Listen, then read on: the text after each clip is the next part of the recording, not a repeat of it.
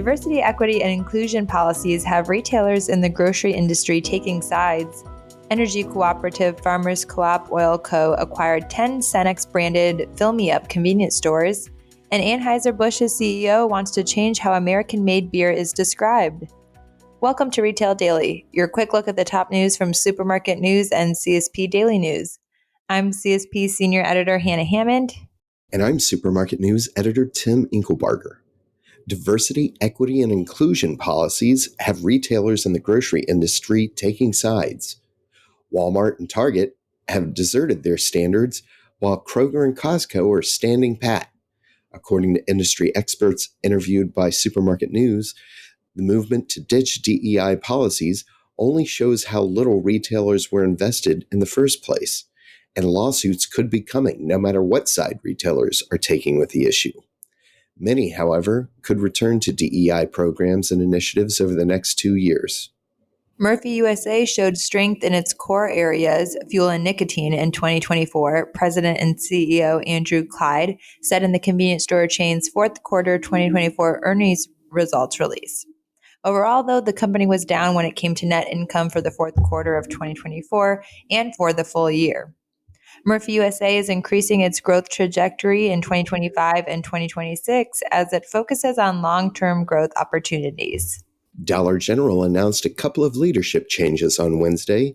Steve Deckard will assume the new role of Executive Vice President of Strategy and Development, while Tracy Herman has been promoted to Executive Vice President of Store Operations. Brendan Whitworth, CEO of Anheuser-Busch, wants to change how American-made beer is described. Whitworth encouraged AB's wholesale partners to change industry terminology from domestic to American when describing beers made in the United States. Whole Foods workers in Philadelphia voted in late January to join the United Food and Commercial Workers International Union Local 1776. That vote started the clock ticking on a February 3rd deadline for the Amazon-owned grocery chain to submit objections to the National Labor Relations Board to block the effort. Among the most notable of the 5 objections was Whole Foods' argument that the NLRB is unable to hold a quorum to certify the election results due to a vacancy on the NLRB board.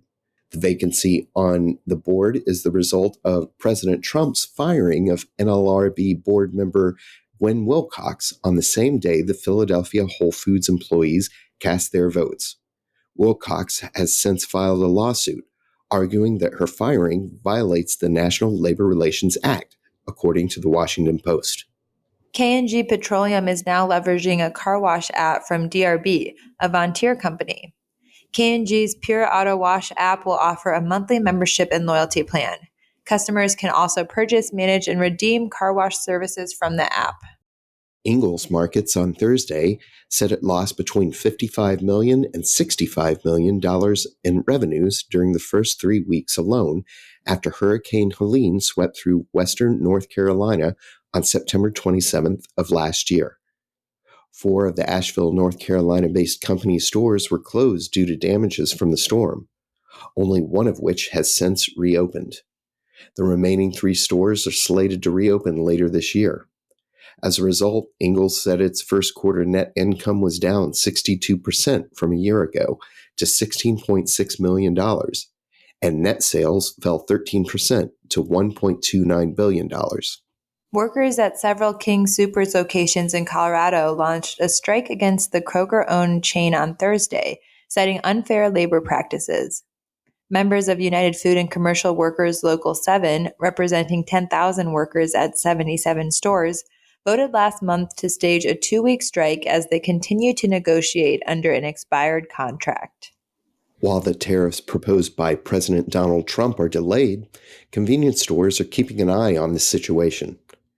Richard Poi, founder of Food Trends think tank, said C-store retailers should check their contract to see if tariffs nullify negotiated pricing.